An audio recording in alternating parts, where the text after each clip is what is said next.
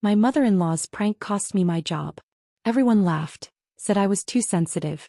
Months later I moved overseas, quiet but thriving. Suddenly messages poured in, "We're so proud, need a small favor." I told them to check their inboxes. One by one their smiles faded. "No one's laughing now. She's choking. Someone help her." Ella's voice pierced through the Saturday brunch chatter, silencing the restaurant instantly. Grace clutched at her throat, face reddening as she pushed away her half-eaten chocolate mousse.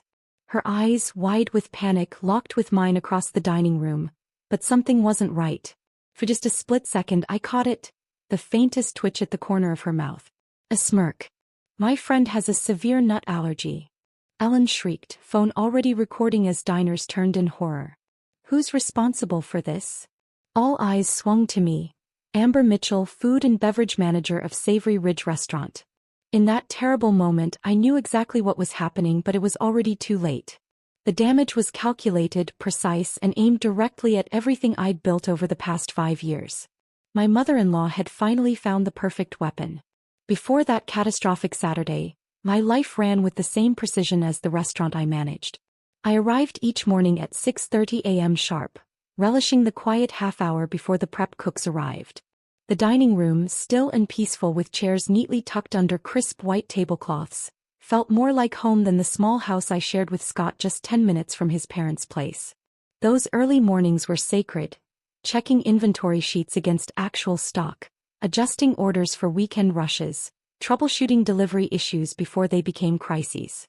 By the time Chef Daniel arrived, I'd already identified potential problems and found solutions. "Amber sees around corners," he often told the staff. "Nothing gets past her." That reputation for competence hadn't come easily. I'd started as a nervous hostess 6 years earlier, working weekend shifts while taking night classes in restaurant management at the local community college. 4 promotions later, I'd transformed into someone the owner trusted implicitly with everything from staff training to health inspections. I'd implemented a digital inventory system that cut waste by 22% and memorized every regular customer's preferences and potential allergens, especially allergies. We'd never had an incident under my watch.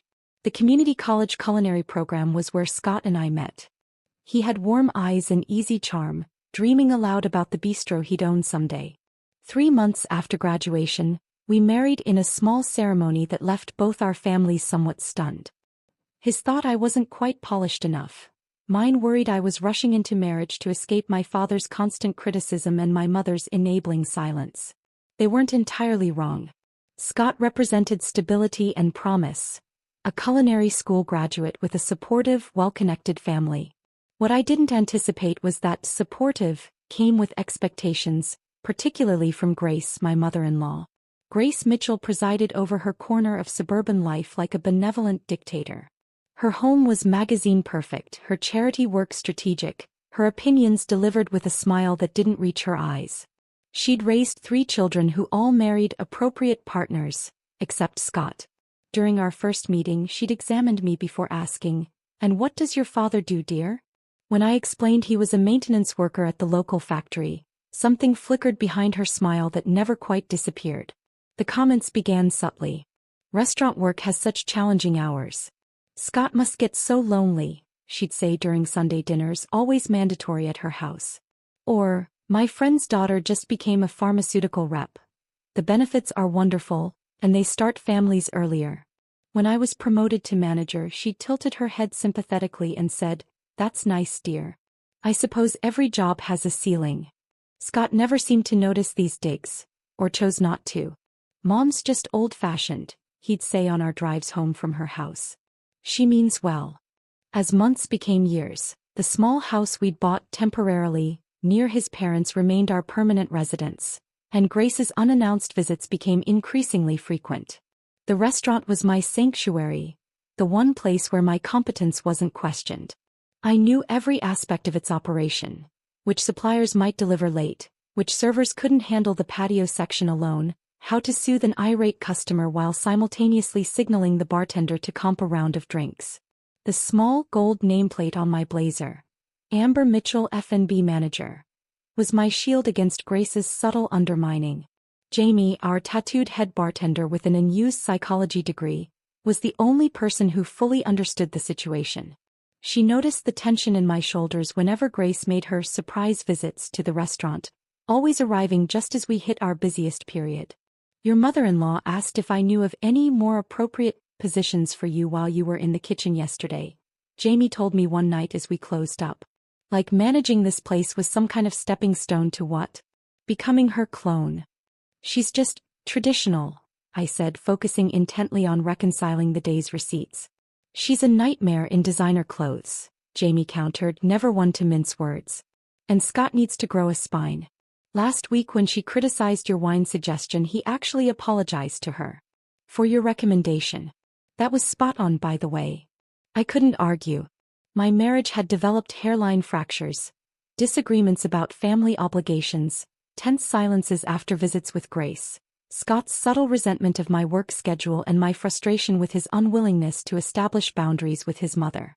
Still, in quiet moments away from his family's influence, I caught glimpses of the man I'd fallen in love with, supportive, kind, and proud of my accomplishments.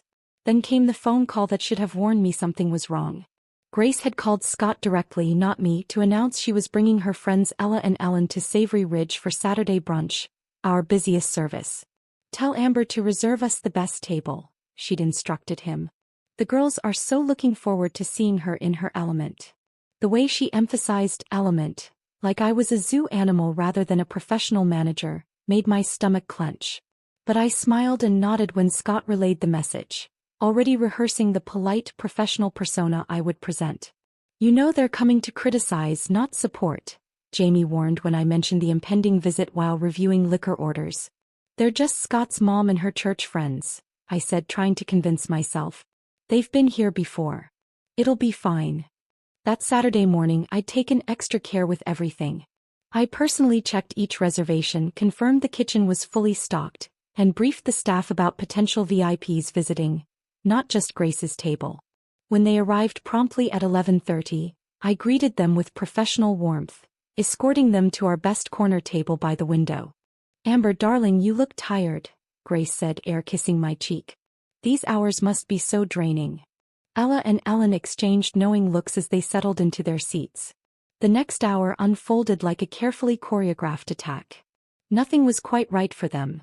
The table was drafty, the coffee not hot enough, the menu options surprisingly limited. Grace questioned each server who approached, asking about ingredients and preparation methods as though conducting a health inspection. I maintained my professional demeanor, stepping in when necessary to smooth ruffled feathers. Mom, give them a break, Scott said once, having joined the table after my text asking for backup. But he quickly fell silent when Grace patted his hand dismissively. When dessert arrived, the chocolate mousse Grace had specifically requested despite it being clearly labeled on our menu as containing hazelnut, I felt a momentary relief. They were nearly finished. I could survive another 15 minutes. Then came the scream. As waitstaff rushed to help and diners watched in horror, I stood paralyzed. Not because I was afraid or uncertain, but because in that terrible moment of chaos I caught Grace's eyes again. They held none of the panic of an allergic reaction. Instead, I saw something far worse. Satisfaction. That's when I knew. This was no accident. This was execution day. And I had been set up for the fall. The restaurant erupted into chaos. A customer with medical training rushed forward while another called 911. Waitstaff scrambled for the emergency kit we kept behind the bar. And there was Grace, her performance worthy of a Golden Globe, wheezing dramatically as Ellen filmed everything on her phone and Ella shouted accusations about negligence and lawsuits. Check the menu. I finally managed to say, my voice tight with barely controlled panic. The chocolate mousse clearly lists hazelnut as an ingredient. Mrs. Mitchell specifically requested it after I personally warned her about the nuts. Marcus, the restaurant owner who'd been enjoying a rare Saturday off until getting the frantic call from our host, appeared at my side, his face ashen. Amber, what happened? He whispered. Before I could explain, Grace's miraculous recovery began. Her breathing steadied as the paramedics entered. They immediately began assessment procedures while she waved them off, voice suddenly stronger. I think I'm all right now, she said weakly, though her eyes remained clear and calculating. It must not have been a full reaction. I'm just so careful usually. The head paramedic frowned. Ma'am, with nut allergies, there's no such thing as a partial reaction. We need to administer epinephrine and get you to the hospital immediately. Grace exchanged a quick glance with Ella. Oh, I don't think that's necessary. I'm feeling much better. Perhaps it wasn't the nuts after all. We should still transport you, the paramedic insisted. Anaphylaxis can have delayed secondary reactions. I know my own body, Grace said firmly, her weak patient act slipping. I've decided against medical transport. That's my right. The paramedics looked skeptical but couldn't force treatment. They had Grace sign a waiver declining medical transportation, a document I would later request a copy of through official channels. As they packed up, Marcus guided me into his office, shutting the door on the murmuring restaurant. What just happened out there? His voice was controlled but cold. Marcus, she's my mother-in-law. She knows exactly what's in our desserts. I personally reviewed the menu with her when they arrived. She has never once mentioned a nut allergy in the 5 years I've known her. The entire dining room just witnessed a woman nearly die from something our restaurant served, he said, cutting me off. Whether it was a misunderstanding or miscommunication doesn't matter. The perception is what counts. But. No buts, Amber. I've got paramedics out there, customers who've abandoned their meals, and a social media disaster brewing. Alan is still filming everything. My stomach dropped. You don't believe me. What I believe doesn't matter. We need to contain this situation. He rubbed his temples. Where's Scott? Shouldn't he be here supporting you? The question stung more than he could know. Scott had indeed disappeared from his mother's table during the commotion. I'd spotted him standing frozen by the kitchen doors, watching the scene unfold without approaching. When our eyes met across the room, he'd looked away first. He's around, I said lamely. Marcus grimaced. Go home, Amber. Take the rest of the weekend. We'll discuss this Monday morning. When I emerged from his office, the dining room had mostly emptied except for a few lingering customers and staff whispering among themselves. Scott stood awkwardly beside his mother's table where Grace, Ella, and Ellen sat huddled together, examining Ellen's phone footage. And when we slow it down here, Ellen was saying, you can actually see her face when she realizes what's happening. Not a hint of concern. Just annoyance. They fell silent as I approached. Grace dabbed at her perfectly dry eyes with a napkin. Amber, darling, I'm so sorry about all this unpleasantness, she said with practiced sincerity. Who could have known that tiny bit of hazelnut would cause such trouble? You did, I said quietly. Because there was never any allergic reaction. Scott's head jerked up. Amber. Mom could have died. Could she, Scott? Then why did she refuse transport to the hospital? Why is she sitting here completely fine after supposedly ingesting her allergen? Where's the epinephrine auto-injector she should carry if her allergy is so severe? Grace placed a restraining hand on Scott's arm as he opened his mouth to argue. She's upset, honey. Let's not make this worse. Clearly, there's been a terrible misunderstanding. The only misunderstanding, I said, voice shaking, is that I thought you had basic human decency. What kind of person fakes an allergic reaction? Amber. Scott looked horrified. Apologize to my mother right now. The restaurant had gone completely silent. Jamie stood nearby, watching with undisguised concern. Other staff members averted their eyes, uncomfortable with the family drama unfolding. No, I said, surprising even myself. I will not apologize for telling the truth. Grace doesn't have a nut allergy. She ordered that dessert deliberately, knowing exactly what was in it. Ellen filmed everything because they planned this. Grace's expression hardened for just an instant before her face crumpled into a hurt, maternal mask. Scott, I can't believe this. After everything we've been through today. Let's just go, Scott muttered, helping his mother to her feet. We'll talk about this at home, Amber. Oh, she shouldn't come home yet, Grace said smoothly. She needs time to calm down. We'll take you to our house for dinner. I stood rooted to the spot as they gathered their things. Ella made a show of leaving cash for the bill, far less than what they actually owed, while Ellen tucked her phone away with a satisfied smirk. This isn't over, I said quietly as Grace brushed past me. She paused, leaning close so only I could hear. You're right about that, dear. When it comes to my son's well-being, A mother does what's necessary. Perhaps now you'll reconsider your priorities. Then she was gone, Scott trailing in her wake without a backward glance at me or the devastation they'd left behind. Jamie appeared at my side, slipping a supportive arm around my shoulders. I heard everything, she whispered. I can back you up with Marcus. But looking around at the wreckage of my professional reputation, staff avoiding my eyes, customers whispering behind menus, Marcus emerging from his office with a grimly determined expression, I knew it wouldn't matter. Grace had calculated every aspect of her performance, from the timing during our busiest service to the strategic filming that would undoubtedly make its way onto social media. She planned this, I said numbly. She came here specifically to destroy me. But why? Jamie asked. What could she possibly gain? The answer crystallized with terrible clarity. Grace had never accepted me as part of her family. My career, my independence, my influence over Scott, all threatened her control. And like a chess master, she'd found the perfect move to eliminate me from the board. Control, I whispered. This was never about allergies or desserts or restaurant negligence. It was about forcing me to choose between my career and my marriage. As I gathered my things to leave, my phone buzzed with a text from Scott. Mom says I should stay with them tonight. Give you space to think about your behavior. In that moment, standing amid the ruins of everything I'd built, I realized Grace had miscalculated one crucial detail. She thought this joke would break me, force me to apologize, and ultimately surrender to her vision of what a proper daughter-in-law should be. Instead, with each passing minute, something new was hardening inside me, something cold, patient, and absolutely determined. This wasn't the end of my story. It was just the beginning of hers. Monday morning arrived with the weight of inevitability. I'd spent the weekend alone in our empty house, my calls to Scott going straight to voicemail. Sleep had evaded me, replaced by endless mental replays of Grace's performance and the staff's faces as I'd left the restaurant. At precisely 9 a.m. I walked into Savory Ridge, spine rigid with determined dignity. Marcus was waiting in his office with Diane from HR, her presence confirming what I already knew.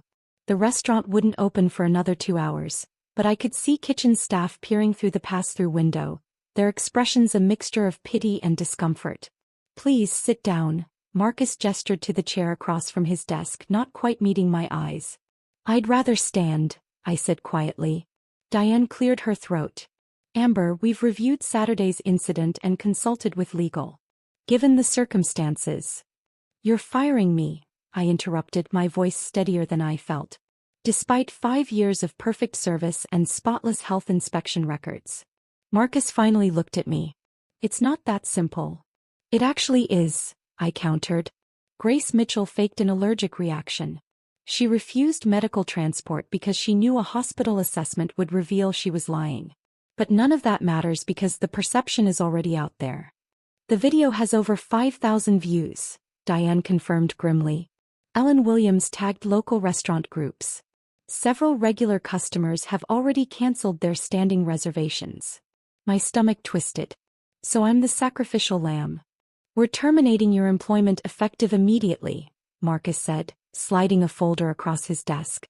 There's 2 months severance, a neutral reference letter, and an NDA precluding you from discussing the specifics of this incident. You want me to stay silent about being set up? The injustice hit me like a physical blow. We want to put this behind us, Diane corrected. Legal advises that countering Mrs. Mitchell's claims would only prolong the damage to the restaurant's reputation. I looked between them, these people I'd worked alongside for years. Did either of you even question why a woman with a supposedly severe nut allergy would order a dessert clearly marked as containing nuts? Or why she suddenly recovered without treatment?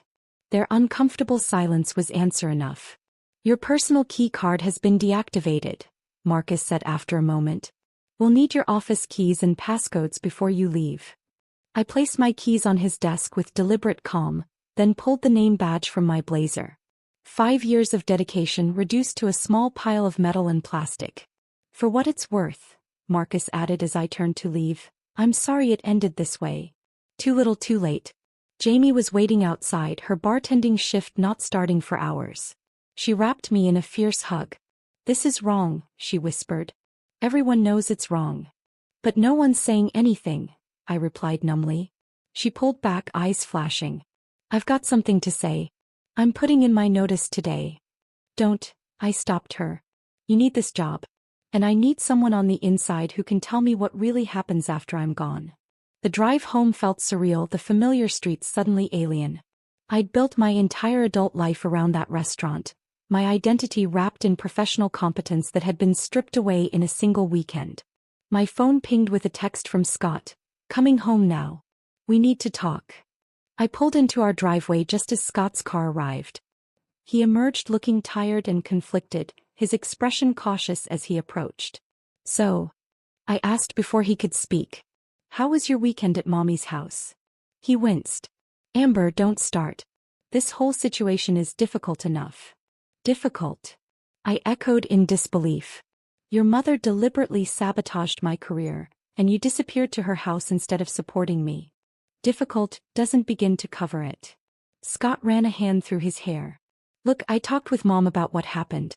She admits things got out of hand, but she never intended for you to lose your job. The casual dismissal of my professional destruction made my hands shake. What exactly did she intend, Scott? She says it was supposed to be a harmless prank. To show you that maybe being so career-focused isn't the best approach for our marriage. The revelation struck me silent. In Scott's world, this justification actually made sense. Maybe this is a blessing in disguise, he continued as we entered the house. Mom always said you work too much. Now we can focus on our marriage, maybe think about starting a family. I stared at my husband, this stranger who could witness my deliberate humiliation and somehow frame it as an opportunity. Your mother faked anaphylactic shock to teach me a lesson about prioritizing family. When you put it like that. How else should I put it? My voice rose despite my efforts to maintain control. I just lost my career because your mother decided I work too much. And you're suggesting I should be grateful? Scott's expression hardened. You're being dramatic. It was a joke that went too far, but Mom feels terrible. She's even offering to help you find something more suitable. The following weeks blurred together in a haze of rejection. I applied to every restaurant, hotel, and catering company within 50 miles. Each time my references checked out perfectly, until they didn't. Somehow, inquiries would be made about the allergy incident. Interviews suddenly cancelled. Positions mysteriously filled. Grace's connections in the local hospitality scene ran deeper than I'd realized. You need to come to dinner tonight, Scott insisted 3 weeks after my termination. Mom's invited everyone. She wants to make things right. I'd been avoiding family gatherings, spending my days combing job listings and my evenings drinking wine alone while Scott worked late shifts at his restaurant. The thought of facing Grace made my stomach churn, but refusing would only reinforce their narrative of me as difficult and dramatic. Grace's dining room was filled with Scott's extended family when we arrived. Conversation quieted as I entered, curious eyes evaluating my appearance, judging whether unemployment had broken me yet. Amber, darling. Grace embraced me with practiced warmth. We've missed you at Sunday dinners. Come sit by me. The meal proceeded with excruciating politeness, mundane conversation flowing around me like water around a stone. Finally, as dessert was served, Grace clinked her glass for attention. I'd like to say something, she announced. Amber, I want to apologize publicly for the unfortunate misunderstanding at your restaurant. I never intended things to go so far. Murmurs of approval circulated the table. Scott squeezed my hand encouragingly. In fact, Grace continued, I have a proposition. The church fundraising committee needs help organizing our monthly bake sales. It's only a few hours a week, perfect for someone with your temporary flexibility. The table erupted in supportive comments. How thoughtful. What a perfect solution. Grace always finds a way to help. I remained silent, fork motionless above my untouched pie. Well, Grace prompted, her smile tightening. Isn't that a lovely opportunity?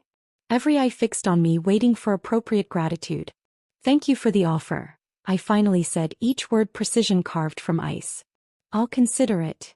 Grace's smile faltered at my lack of enthusiasm, but she recovered quickly. Of course, dear. Take all the time you need. It's not as though you have competing obligations. The table tittered with laughter. Later that night, unable to sleep beside Scott's gently snoring form, I went downstairs to check email on our shared laptop. Another rejection waited in my inbox, the fourth that week. As I closed the message, I noticed Scott had left his email open in another tab. Without conscious decision, I clicked on it and froze. There, in an ongoing thread with Grace titled, "Amber's Job Hunt," was evidence of betrayal so profound it stole my breath. Scott had been forwarding my job rejection emails to his mother. Their exchanges mocked my growing desperation. "Another one today." She cried for an hour. "Maybe now she'll consider Mom's church offer." Grace's response, "Patience, dear.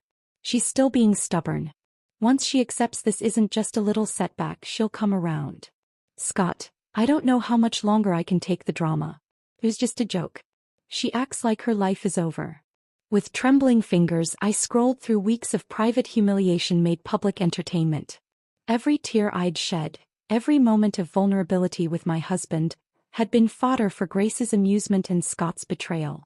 Something vital snapped inside me that night. Not my spirit, something else entirely.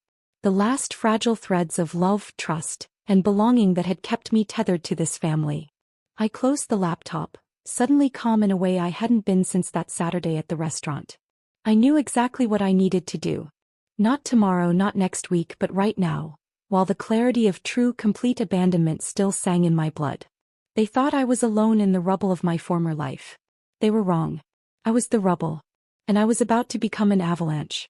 I worked quickly and methodically in the dark hours of morning, packing only what mattered: 2 suitcases of clothes, my professional certificates carefully tucked into a folder, and the external hard drive where I'd just saved screenshots of Scott and Grace's email thread.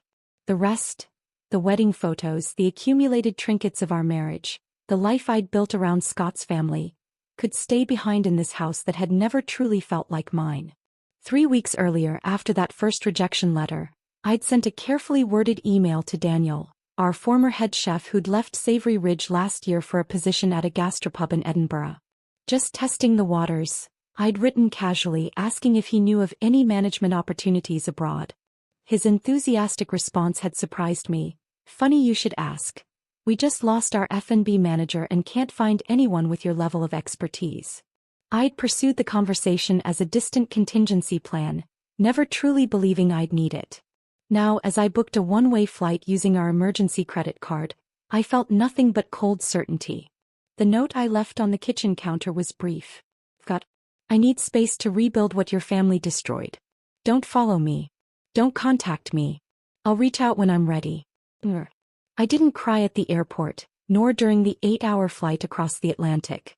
Whatever tears I might have shed had crystallized into something harder, something that would sustain me through what came next. Daniel met me at Edinburgh Airport, his familiar face a relief among the sea of strangers. "Christ, Amber," he said, hugging me awkwardly. "You look like you haven't slept in weeks." "I haven't," I admitted, following him to his rusted hatchback. "Thank you for this. For everything." "Don't thank me yet," he warned as we navigated the rainy streets of Edinburgh. "The place isn't exactly Savory Ridge. It's smaller, older, and the owner's a proper Scotsman, which means he's both the most generous and most demanding boss you'll ever have." The small apartment Daniel had helped secure was above a bookshop in Stockbridge, a charming neighborhood with colorful doors and cobblestone streets. Just one bedroom with a kitchenette and a bathroom where the shower leaked, but crucially, it was mine alone, an ocean away from Grace's machinations. Malcolm Fraser, owner of the Tartan Table Gastropub, was a barrel-chested man with a salt and pepper beard and an intimidating scowl that dissolved into crinkled eyes when he smiled. He looked me up and down skeptically during our first meeting. "Daniel says you're some kind of organizational wizard," he said, Scottish accent thick but warm. "We'll see about that. 2-week trial. No promises beyond that." I started the next morning, arriving an hour before the prep cooks just as I had at Savory Ridge. The kitchen was smaller, the equipment older, but the principles remained the same. I spent that first week observing, jotting notes about inefficiencies, outdated processes, and missed opportunities. The staff watched me warily, the American interloper brought in by Daniel, taking detailed notes about their work. "They think you're a spy sent to get them sacked," Fiona, the sharp-witted head server, informed me during my second week. "Might want to explain yourself before Angus puts salt in your coffee instead of sugar." That afternoon I called a brief staff meeting before the dinner service. Standing before these strangers, I felt the ghost of my former confidence stirring. "I'm not here to report on anyone or change everything overnight," I began. "I'm here because I lost everything back home and need a fresh start. But I do have ideas that could make all our lives easier if you're willing to try them." The honesty seemed to work.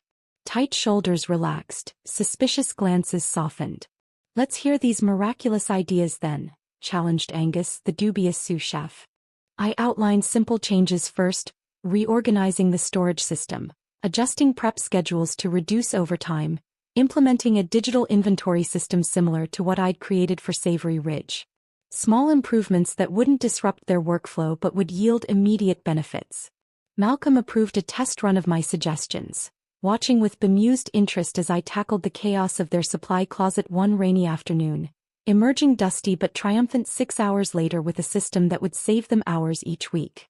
"Not bad," he admitted grudgingly, which Daniel later translated as high praise. During those first exhausting weeks, I worked double shifts, learning Scottish recipes and terminology while helping with everything from inventory to table service. At night, too wired to sleep despite bone-deep fatigue, I'd open my laptop and document everything about Grace's prank in meticulous detail. Dates, conversations, witnesses. Jamie had sent security footage showing Grace's perfectly normal walk to the bathroom after her attack, along with statements from staff who'd overheard suggestive comments from Ellen about teaching Amber a lesson. I wasn't sure what I'd do with this growing dossier of evidence. All I knew was that someday when I was ready, I wanted irrefutable proof of what they'd done. 3 months into my Scottish adventure, my temporary position became permanent. 6 months in, Malcolm promoted me to senior management after my inventory system reduced their food costs by 18%. The staff, initially suspicious, now sought my advice and included me in their after-work gatherings at the corner pub. "You've landed on your feet here," Daniel observed one evening as we walked home through the misty streets after closing. "Don't think I've ever seen Malcolm trust someone so quickly." "I'm just doing what I know," I replied, though privately I recognized that I was flourishing in ways I couldn't have at Savory Ridge, constrained by Grace's interference and Scott's passive acceptance of it. Edinburgh felt like home in a way nowhere in America ever had. I loved the medieval architecture juxtaposed against modern life, the lilting accents that had initially confused me but now sounded like music, the way strangers called me love or hen with casual warmth. I changed too. My wardrobe had shifted from the conservative business attire Grace had always criticized to comfortable, colorful pieces that suited my new life. I'd cut my hair short, a practical choice for the windy city that also felt symbolically freeing. Most importantly, I'd stopped flinching at my phone when it timed with notifications. Scott had sent dozens of messages in those first weeks, shifting from confusion to anger to pleading. I'd responded only once. I meant what I said. "I'll contact you when I'm ready." Grace had tried more creative approaches, even having friends of friends reach out about, coincidentally, planning trips to Edinburgh. I blocked them all. The unexpected opportunity came 10 months into my Scottish reinvention.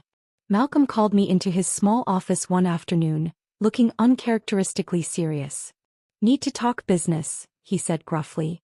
"Doctor says I've got to slow down." Heart's not what it was. My stomach dropped. "Malcolm, I'm so sorry."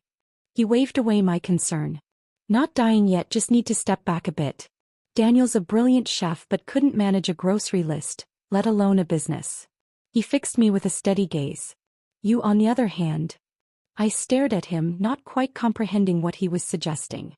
"I'm offering you partnership," he said bluntly. 25% now with option to increase. You've turned this place around, made it profitable in ways it hasn't been in years. The staff respects you. I trust you." "I don't know what to say," I managed, genuinely stunned. "Say yes," Malcolm shrugged. "Or don't. But decide quickly because my cardiologist is breathing down my neck about reducing stress." I said yes, of course. How could I not? From unemployable pariah to restaurant partner in less than a year. An outcome Grace could never have anticipated when she orchestrated my downfall. That night, as I signed the preliminary partnership papers at my small kitchen table, I allowed myself a moment of vindication. I hadn't just survived, I'd thrived. My phone pinged with a social media notification. The first time I'd allowed myself to post anything about my new life. A simple photo of the Edinburgh skyline at sunset with the caption, "New Beginnings." Within minutes I received a message from Scott. "Is that where you are? Please Amber, we need to talk." I closed the app without responding but with a newfound sense of calm. Let him wonder. Let them all wonder. For now I would focus on building something new. Something entirely mine that couldn't be undermined by manufactured allergic reactions or family manipulations. The woman who'd left that note on Scott's kitchen counter 11 months ago had been desperate, betrayed, and broken. The woman reviewing partnership documents in Edinburgh was something altogether different, stronger certainly but also patient. The kind of patient that comes with absolute certainty that someday somehow the scales would balance. And when they did, no one would be laughing. I ignored Scott's message that night, but something told me it was just the beginning. Over the next 2 weeks, my social media post about Edinburgh sparked a slow trickle of communication from back home. First came likes from former coworkers, then cautious comments about how well I seemed to be doing. I posted a few more carefully curated glimpses of my new life. The gastropub's stone facade with its newly painted sign listing me as partner, the view from Arthur's Seat after a morning hike, the traditional Scottish breakfast that had become my weekend ritual. Each post was strategic, revealing my success without detailing how I'd achieved it. And each one tightened the noose of curiosity around the necks of those who'd dismissed me. The next message from Scott arrived a month after the first. "Amber, please. I miss you. I've been thinking about visiting Edinburgh. We could talk in person." I showed it to Fiona during our morning coffee ritual at the cafe across from the restaurant. Her eyebrows rose over the rim of her mug. "So the husband finally realizes what he's lost, does he?" she asked, Scottish accent thickening with disapproval. "Only took him, what, a year and a fancy job title to come crawling back?" "He's not crawling," I corrected, though a small vindictive part of me wished he were. "He's curious. There's a difference. And are you planning to satisfy this curiosity?" Fiona had become my closest friend in Edinburgh, her no-nonsense approach to life helping me rebuild my self-worth brick by stubborn brick. I sipped my coffee considering. Not yet. The timing isn't right. The timing, as it happened, became clearer 2 days later when an email from Grace appeared in my inbox. The subject line read, "Family Reconciliation," but the content revealed her true intentions. "Dearest Amber, we've all been so pleased to see you flourishing in Scotland. Scott shares your lovely photos with us and we couldn't be prouder of what you've accomplished. By happy coincidence, my church group is planning a UK trip this summer, focusing on religious history sites. Edinburgh features prominently on our itinerary. I was hoping you might recommend accommodations and dining options for 15 ladies of a certain age. Perhaps you could even arrange a special dining experience at your establishment. We'd so love to see you in your element. This could be a wonderful opportunity for healing old wounds. Time has a way of putting things in perspective, doesn't it? With love, Grace." I read it 3 times, noting the clever construction. No direct apology for destroying my career. No acknowledgement of her deliberate sabotage. Just the presumptuous expectation that I'd be grateful for the chance to serve her and her friends, again. This time on my new turf. I didn't respond. The floodgates opened after that. Scott's cousin Megan, who'd never bothered to learn my name at family gatherings, messaged about her daughter who was considering hospitality management and would benefit enormously from your mentorship. Uncle Bob, whose retirement hobby was making barely edible hot sauce in his garage, emailed about potential distribution opportunities in the UK market. Even Scott's sister Kate, who'd laughed the loudest at Grace's church bake sale offer, reached out about a potential girls' trip to Scotland. Each message carried the same undertone. You have something we want. Your success is only valuable insofar as it can benefit us. I stored each communication in a growing digital archive. Jamie continued to be my eyes and ears at Savory Ridge, sending updates whenever my name arose in conversation. "Marcus mentioned you yesterday," she wrote in one message. "Apparently their new manager can't handle the inventory system you created. They're considering hiring a consultant to decipher your spreadsheets." The delicious irony wasn't lost on me. The most revealing message came from Scott after 3 months of increasingly desperate attempts to engage me. "Mom says she's willing to forgive the way you left if you're ready to come home. We could start fresh. I miss my wife. I stared at those words on my phone screen while sitting in what was now my office at the tartan table. The sheer audacity, Grace was willing to forgive me. After everything she'd orchestrated, after the career she'd destroyed and the marriage she'd undermined, she positioned herself as the magnanimous party extending grace to the wrongdoer. That night, I began organizing what had become an extensive collection of evidence. I created digital folders, each named for a key player in my downfall: Grace, Scott, Ella, Ellen, Marcus. Inside each, I compiled every damning piece of evidence specific to their role. In Grace's folder, security footage Jamie had smuggled out showing Grace's miraculous recovery in the restaurant bathroom immediately after her allergic reaction, walking normally and checking her makeup while Ellen adjusted her camera settings. Medical records from her regular checkups confirming no history of food allergies. Screenshots of her messages to Scott about my job search humiliations. In Scott's folder, his text messages to friends describing me as dramatic and overreacting. Email exchanges with his mother planning the Sunday dinner where Grace had offered me the church position, framing it as an intervention for my unhealthy obsession with status. His casual revelation to a mutual friend that he'd always found my career ambitions a bit embarrassing, since he'd expected a more traditional wife. Ella and Ellen's folders contained their social media posts mocking my termination, private messages Jamie had screenshot from mutual acquaintances, and statements from other waitstaff who'd overheard them planning the prank before Grace's performance began.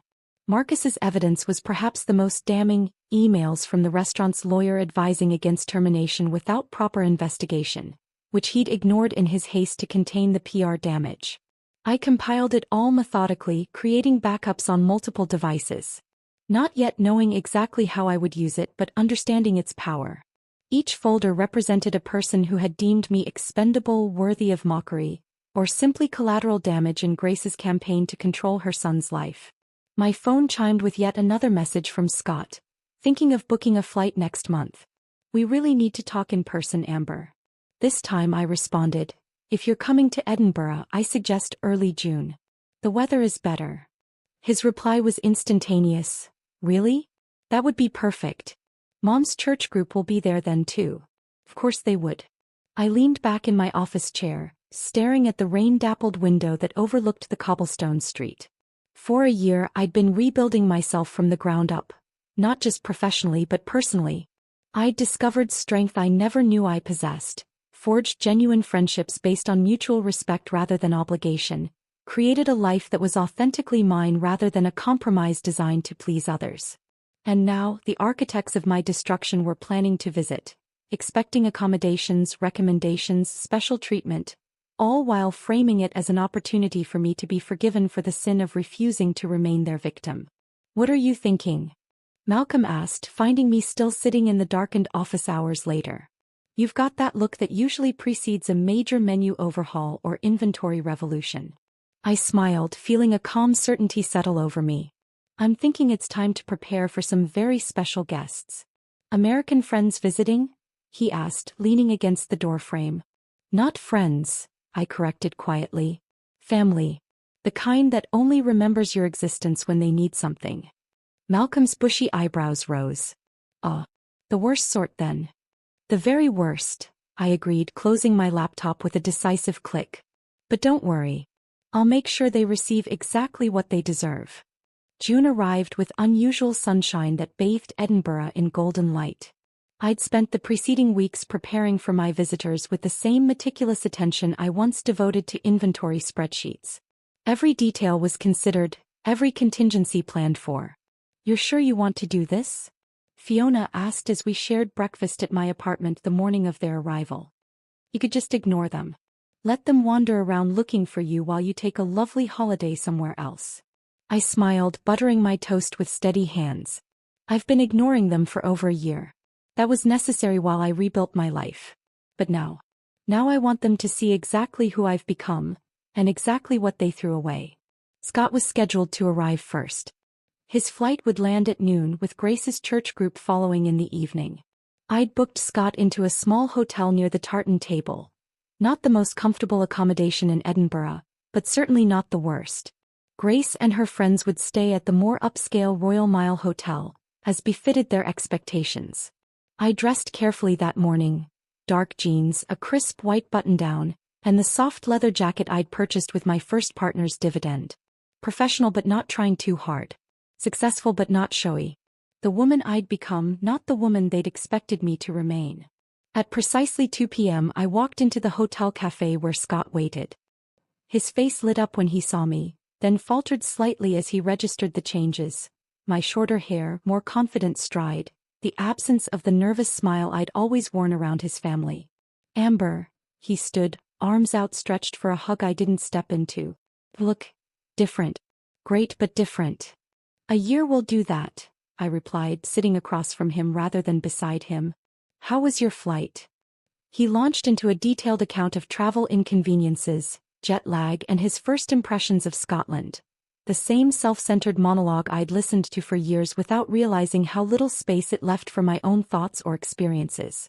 I nodded politely, studying his face. He looked older, slightly heavier around the middle with new worry lines etched around his eyes. Mom's excited to see you tonight, he eventually said, reaching for my hand across the table.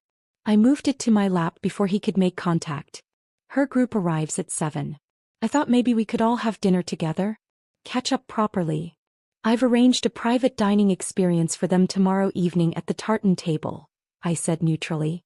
Tonight doesn't work with my schedule. His face fell slightly. Right, of course. You must be busy with your job. The hesitation before job spoke volumes. He still couldn't quite comprehend that I now co-owned a thriving establishment. Partnership, I corrected mildly. And yes, running a restaurant takes considerable time and attention. Speaking of which, I should get back for the dinner service preparations. Already? But we've barely talked. I came all this way. The entitled whine in his voice was so familiar it almost made me laugh. We'll have plenty of time to talk tomorrow, I assured him, rising from my seat. I've cleared my afternoon specially. Back at the restaurant, I finalized preparations for the next day's special event. Malcolm watched with raised eyebrows as I arranged for our best private dining room to be reserved for Grace's church group. You're giving them the royal treatment? He asked skeptically. After what they did? Trust me, I said, checking the table settings one final time. It's not kindness driving this particular hospitality. That evening I sent a single message to the email addresses I'd compiled: Scott, Grace, Ellen, Ella, Marcus, and several other family members who'd participated in my humiliation. Check your inboxes at noon tomorrow for some information you might find interesting. Then I turned off my phone and slept more peacefully than I had in months. The next morning dawned clear and bright. At precisely noon, as Edinburgh's church bells chimed across the city, I hit send on the carefully prepared emails, each recipient receiving the specific folder bearing their name, containing evidence of their personal contribution to my downfall. I waited at the restaurant, reviewing the evening's special menu with our chef, when my office phone rang. Grace's name flashed on the caller ID. Hello, Grace, I answered calmly. What is the meaning of this? Her voice shook with a combination of rage and fear I'd never heard before. Recording private conversations? Stealing security footage? This is illegal. Actually, it's not, I countered smoothly. Scotland has one-party consent for recordings, and the security cameras at Savory Ridge were disclosed in your customer agreement. As for the medical records, those were provided voluntarily by your doctor's office after I explained the situation. Apparently, faking allergic reactions for personal gain is frowned upon in medical circles. You've always been vindictive, she hissed.